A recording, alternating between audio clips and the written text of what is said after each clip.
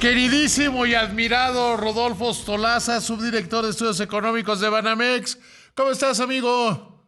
Con el gusto de saludar al padre del análisis superior, David. Muy buenas noches. Siempre un gusto platicar contigo y con el auditorio. Oye, ¿cómo entender este dato del IGAE que, pues, sí creció la economía 0.57%, pero a tasa anual está en cero? ¿Cómo entender, cómo interpretar estos datos que dio a conocer hoy el INEGI? Mira, primero pues una sorpresa, ¿no? Porque justo un día antes me se había dicho que el crecimiento en agosto iba a ser del 0.1% mensual y resultó ser del 0.6%. Es una sorpresa positiva muy grande que viene después de una caída de 0.9%. Es decir, hubo una caída muy fuerte en julio y en agosto hubo una recuperación que no alcanzó a cubrir todo el terreno perdido. Pero si nos vamos al nivel de los sectores es donde la cosa se pone interesante. Ya sabíamos que la parte de la producción industrial, todas las actividades secundarias habían caído 0.3% en agosto, ¿no? Por el otro lado, esperábamos, como se debilitó tanto las actividades secundarias, pues que pasara algo similar en las actividades terciarias, pero fue lo contrario. Lo que tuvimos fue un avance de 0.5% después de la caída del 0.4%, y el dato que sin duda llama más la atención es el del crecimiento de las actividades primarias, todo lo que tiene que ver con el sector agropecuario, un crecimiento mes a mes de casi 15%, que es muchísimo en cualquier serie económica. Como se da un incremento mes a mes del 15%, es muchísimo, pero tampoco es algo que nos llame poderosamente la atención. El año pasado tuvimos un crecimiento del 16.2% y el siguiente mes una caída del 13%, es decir, el sector agrícola es muy volátil en este ¿Por qué país. tiene tanta volatilidad, Rodolfo? La explicación más sencilla es por las características estructurales del campo mexicano. Más o menos el 70% de las hectáreas que se producen en este país son bajo temporal, es decir, con lluvia. Y el otro 30% es de riego, que es altamente tecnificado, llamémoslo así. Entonces, al depender tanto de la lluvia, puede tener todos estos cambios, pero además el propio cambio climático, cuando empezar a realizar la siembra, cuando empezar a realizar la cosecha, como ha movido mucho las temperaturas, pues también tiene este efecto, ¿no? Y es un trabajo, digamos, por decirlo de alguna manera, muy temporal. Cuando es época de cosecha se necesita mucha gente, pero no así durante toda la preparación del cultivo como tal, ¿no? Salvo tal vez para la siembra. Entonces, en ese sentido es un sector que ya sabemos que es muy volátil. Ahora, a mí sí me llama mucho la atención que la producción industrial está, pues, echada, por no se me ocurre otra mejor símil. Pues digamos que de capa caída acumula 3 meses consecutivos con caídas mensuales, pero aquí hay que ver también el interior, porque, bueno, uno de los componentes más importantes que a veces nos olvida es justamente el de la minería, en particular la minería petrolera.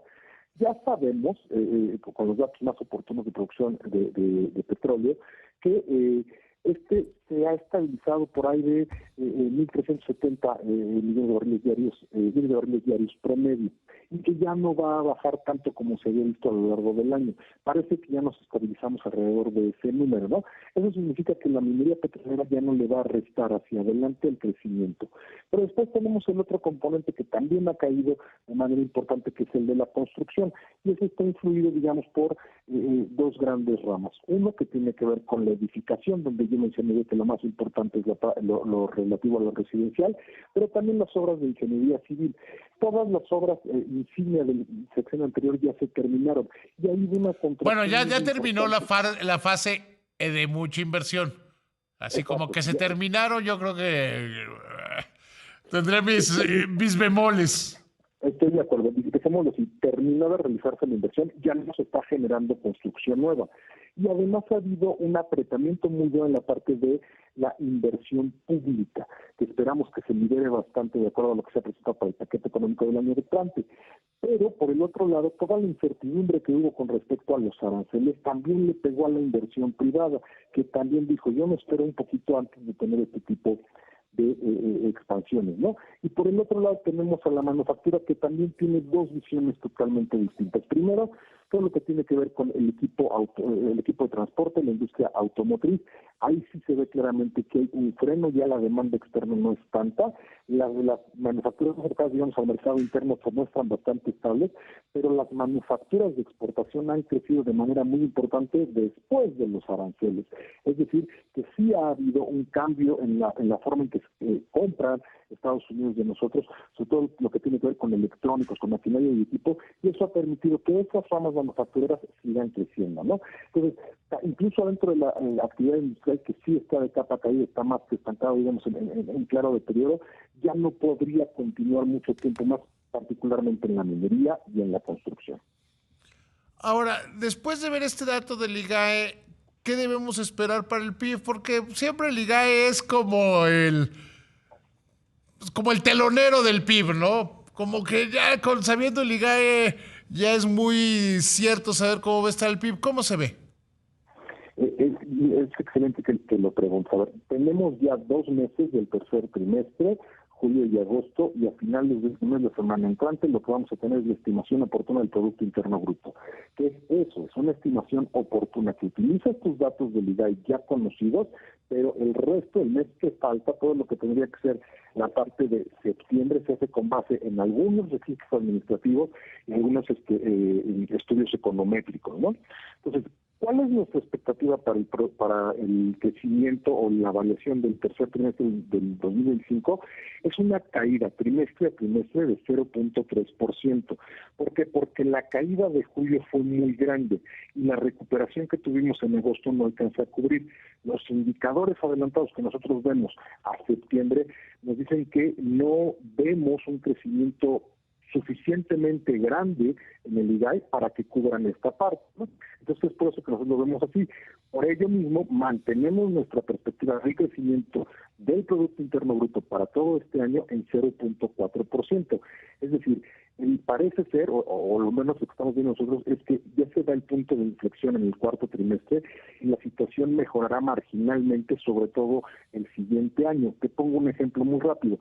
En la parte del empleo del IMSS, esperamos este año menos de 100,000 trabajadores nuevos o plazas nuevas, sin considerar esto de los que están en las plataformas.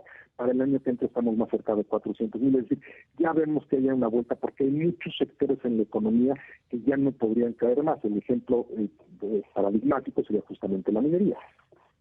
Sí, claro. Entonces, ¿estarían ustedes reafirmando un crecimiento del 0.4% este año? Así es, y el año entrante seremos creciendo 1.5%.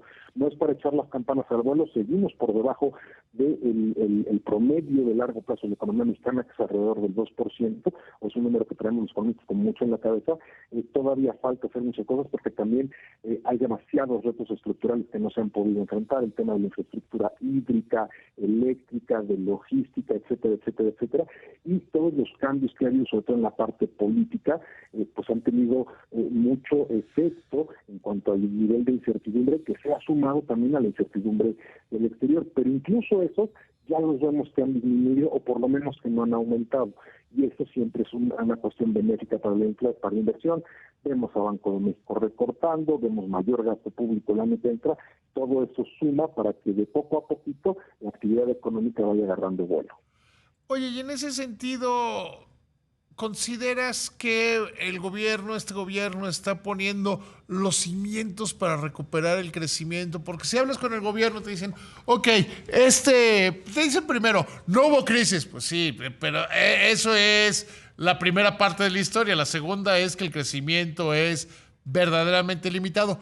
Pero te dicen, estamos haciendo los cambios con la ley de aguas, con la ley de aduanas, con todos los cambios en el sector energético, para que el país tome un ritmo de crecimiento mucho más rápido.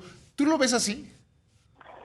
Te voy a decir que me parece que el propio gobierno tiene incluso otra retórica, otra narrativa en ese sentido, donde han dejado de importar estos datos económicos, estos indicadores neoliberales, y se ha enfocado mucho en el bienestar de la población.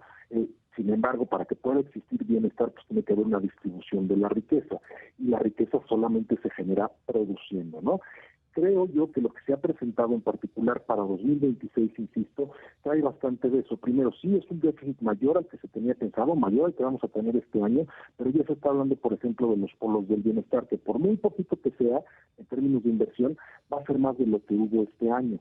Entonces, eso ya es una buena noticia. La posible entrada del sector privado al sector eléctrico también es otra buena noticia. Lo que está pasando con el tema del agua podría tener implicaciones, sobre todo a mayor plazo, pensando en una verdadera independencia, una revolución verde, digamos, en ese sentido. Entonces, todo este tipo de cosas van sumando, pero hay otras que han restado mucho. La reforma judicial. Antes de pasar a las que restan, ellos también dicen, y perdón Rodolfo, ellos también dicen, bueno, y el Plan México que va a activar la economía, que está activando la economía interna, ¿no? Esa es justamente parte de la narrativa, pero la realidad es que sin recursos atrás el Plan México parece simplemente un conjunto de buenas intenciones, ¿no? Pues hay que ver cómo se va plasmando en la realidad esta inversión y estos planes que requiere. El Plan México es muy claro, asociaciones público-privadas para poder detonar el desarrollo regional que es parte de los objetivos del mismo, ¿no? Ahora sí, perdón, ¿qué es lo que resta desde tu punto de vista, desde el punto de vista de Banamex? Es muy complicado. Lo que sería mi primer año de gobierno me parece que ha sido bastante bueno, no necesariamente en términos de crecimiento económico, que creo que ha sido una falta, pero también hay que reconocer que el entorno externo e interno era complicado y a partir de ahora sí podemos empezar a ver más el trabajo correspondiente a esta administración, ya no tanto el legado que tuvo de la administración pasada, y aquí es donde vamos a empezar a ver y empieza a empujarse que será bueno esta idea del sector privado de manera controlada en sectores estratégicos, dar mayor certidumbre a la inversión para que continúen, porque recordemos que el año que entra se nos viene la renegociación del TEMEC, que va a ser un obstáculo duro de saltar el próximo año. Donald Trump viene con la espada desenvainada, pero en la realidad es que México se ha visto incluso beneficiado por los aranceles de Estados Unidos. ¿Por qué? Porque podemos exportar a dicho país cumpliendo con las reglas de contenido regional sin pagar un arancel, y eso nos mantiene en una posición a nivel internacional muy competitiva. ¿Tú cómo ves este tema? Porque yo incluso ayer que daba una plática, decía que, una pregunta, decía que dentro de todo México está en una muy buena posición en todo este cambio en el entorno global. Porque por más allá de la retórica de Donald Trump, el hecho concreto es que Estados Unidos necesita a México casi tanto como México, o casi tanto como México necesita a los Estados Unidos, ¿no? Creo yo que sí, por lo menos en la parte de comercio exterior, te doy un dato muy fuerte. El último dato disponible de la balanza comercial de Estados Unidos, porque recordemos que con esto del shutdown, ahorita no están generando indicadores y entonces un poco la Fed va a estar a ciegas, pero en el último dato, más o menos el arancel promedio efectivamente pagado de todas las importaciones en Estados Unidos fue cercano al 10%, 9.6%. Pero para México fue 4.7%, de los menores de todo el mundo. Esto es antes de que entraran los aranceles a farmacéuticos, a muebles de madera y demás. Entonces, a pesar de todo, lo que hemos visto es que sí está entrando una proporción muy elevada de nuestras exportaciones a Estados Unidos sin arancel, más o menos el 80%, y era el 85% antes de los aranceles. ¿Por qué? ¿Qué pasó? Bueno, se están aprovechando y hemos visto una recomposición en los productores nacionales, que se reflejan los datos, que están aumentando su contenido regional, y eso le está permitiendo entrar libres de arancel. Eso solo puede pasar en dos países, México y Canadá, y me parece que México sí está dándole la vuelta, aunque Canadá todavía tiene una tasa arancelaria mucho menor, por ahí del 3%. Entonces, esa posición, mientras se mantengan estos aranceles, sigue siendo en términos relativos favorable para México, y en el mediano plazo se tiene que ver reflejado, o esperaríamos que se viera reflejado justamente en estas tendencias de relocalización, ¿no?